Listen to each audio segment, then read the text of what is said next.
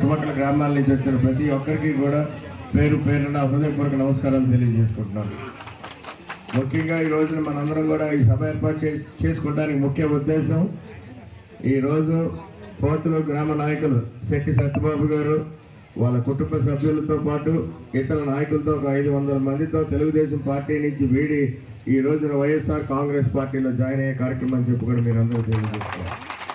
ఆయన జాయిన్ అవ్వడానికి కూడా ముఖ్యమైన కారణం జగన్మోహన్ రెడ్డి గారు చేసిన గొప్ప పరిపాలన చూసి, అలాగే జగన్మోహన్ రెడ్డి గారు చేసిన గొప్ప సంక్షేమ కార్యక్రమాలని ఏ విధంగా అయితే నిరుపేద కుటుంబాలకి ప్రతి పేదవాడి కుటుంబం ముఖంలో చిరునవ్వు చూడాలని ఆకాంక్షతో ఆయన ఇచ్చిన కార్యక్రమాలని ఉద్దేశించి ఆయన ఈ రోజున మన వైఎస్ఆర్ కాంగ్రెస్ పార్టీలో చేరి మన పార్టీకి ప్రతిపాడు నియోజకవర్గంలో అలాగే కాకినాడ పార్లమెంట్ నియోజకవర్గంలో మరింత బలం చేకూర్చే విధంగా కూడా ఆయన ఈ రోజున జాయిన్ అవడానికి మీకు ముఖ్యంగా శుభాకాంక్షలు తెలియజేసుకుంటున్నానండి. మీరందరూ గుర్తు చేసుకోవాలమ్మా, గతంలో అంటే 2019 తర్వాత కరోనా వచ్చిన జగన్మోహన్ రెడ్డి గారు ఏ మాదిరిగా పరిపాలన అందించారు.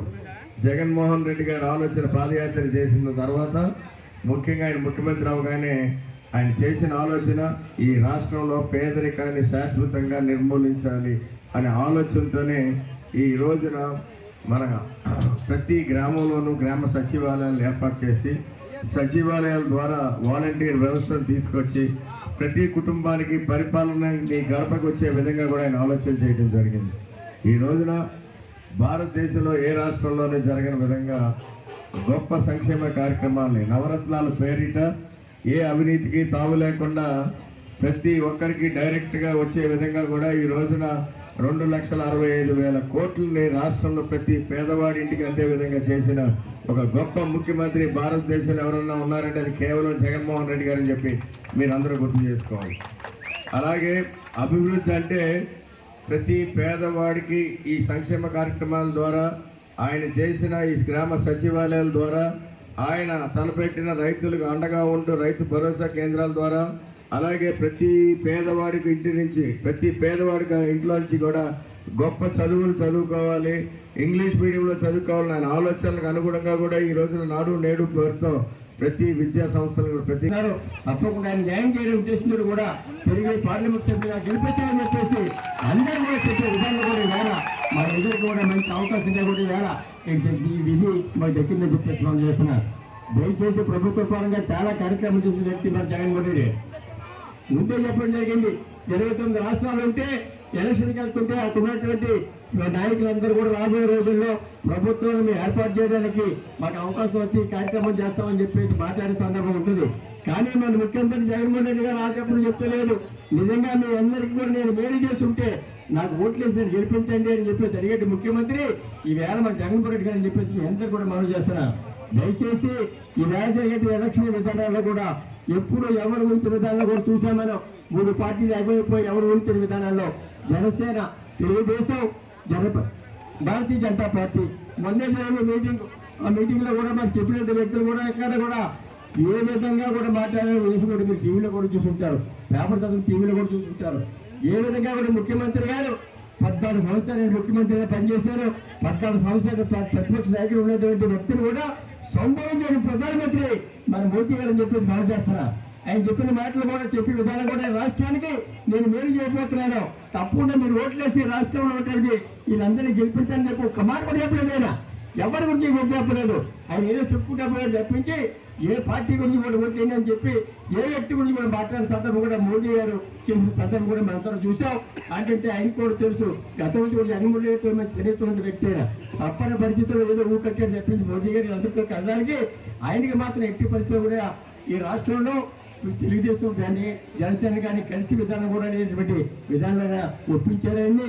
కాబట్టి ఈవేళ జరగబోయే ఎలక్షన్లో నిజంగా ఎవరో ఊహించిన విధానంలో ఒక మరి ఒప్పుకున్నటువంటి మన ముఖ్యమంత్రి జగన్మోహన్ రెడ్డి గారు 3 పార్టీలు కలిసి నిర్వహించాలనే ఉద్దేశంలో కానీ ప్రజల కల్పనతో అందరితో కూడా తిరిగి జగన్మోహన్ రెడ్డి ముఖ్యమంత్రి చేయాలి అన్ని విధాలు కూడా రాబోయే రోజుల్లో కూడా మరి అందరూ కూడా మంచి మేలు చేసే వ్యక్తి జగన్మోహన్ రెడ్డి గారని చెప్పేసి ఆలోచన విధంగా ఉన్నారు. కాబట్టి దయచేసి మీ అందరికీ మరొకసారి కోరుతున్నా తిరిగి మమ్మల్ని అందరూ కూడా గెలిపించండి.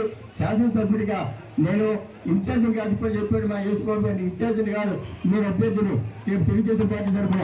అదే విధంగా కూడా ఎంపీ అభ్యర్థిగా కూడా మా అబ్బాయి సునీల్ కూడా అభ్యర్థి నిన్నే ప్రకటించేసాడు. మా ఈ అబ్బాయి 170 పేర్లు కూడా మా పేర్లు. కాబట్టి మీ అందరూ కూడా మనం చేస్తున్నా, తప్పకుండా మీరు అందరూ ఆశీర్వదించండి. ఈవేళ పొత్తులూరు గ్రామంలో ఇంచుమించు 400 పైచలిస్తున్న కుటుంబాలందరూ కూడా తెలుగుదేశం పార్టీ నుంచి వైఎస్ఆర్ కాంగ్రెస్ పార్టీ ధైర్యాన్ని చూసుకుంటారుగా మీ అందరికీ కూడా స్వాగతం పలుకుతూ తప్పకుండా ఈ గ్రామాన్ని మరి అబ్బాయి చెబుతుంది గారు రాబోయే రోజుల్లో ఏ విధంగా ఒక పార్లమెంట్ సభ్యుడిగా ఈ నియోజకవర్గం కాకినాడ పార్లమెంట్ నియోజకవర్గంలో ఏ విధంగా నిర్మాణంలో తీసుకెళ్తానో 30,000 కోట్లు పెట్టుబడి పెట్టి ఫ్యాక్టరీ నిర్మించి నియోజకవర్గాన్ని కూడా మంచి సదుపాయం చేసి విధానం ఆలోచన చేస్తానని చెప్పేసి మాట్లాడే సందర్భంలో మనందరూ ఆలోచించాం. 400 కోట్ల రూపాయలు ఖర్చు పెట్టి ప్రతి గ్రామాల్లో కూడా 1 కోట్ల రూపాయలు తీసుకెళ్ళాలి. ప్రత్తిపాడు మండలం పోతులూరు గ్రామం మాది. తెలుగుదేశం పార్టీ నుంచి వైఎస్ఆర్ పార్టీలోకి జాయినింగ్ అవడం జరిగింది. అది సుమారు ఒక 600 మందితో ఇవాళ నేను పార్టీలో జాయిన్ అవ్వడం జరిగింది.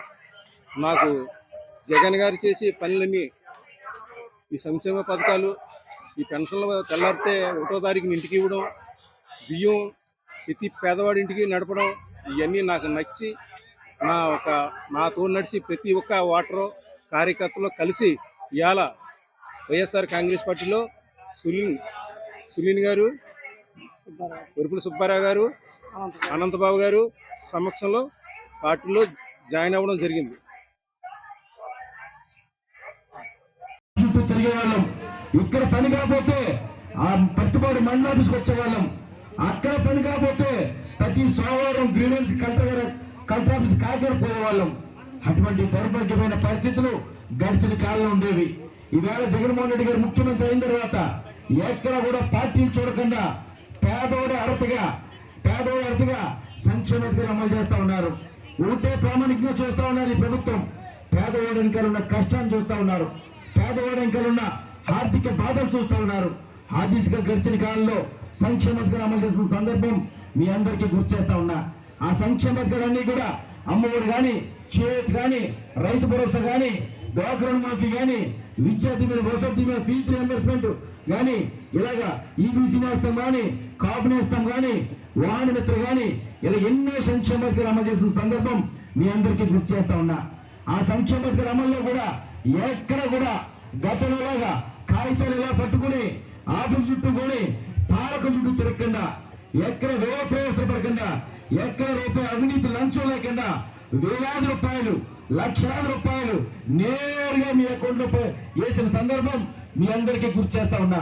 ఒక్కో కుటుంబానికి గడిచిన 5 సంవత్సరాల్లో జగన్ గారు మీ అకౌంట్లో జమ చేసిన డబ్బులు తక్కువగా చూస్తే 50,000, 1,00,000, 2 లక్షలు పడ్డ కుటుంబాలు కూడా ఉన్నాయని కూడా మీ అందరికీ మనం చూస్తూ ఉన్నా.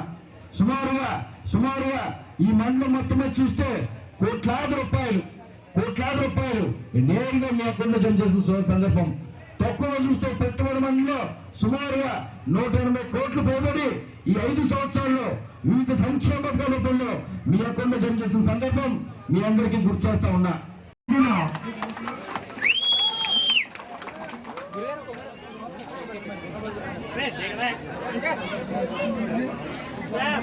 చక్కపల్లి నాగేశ్వర గారికి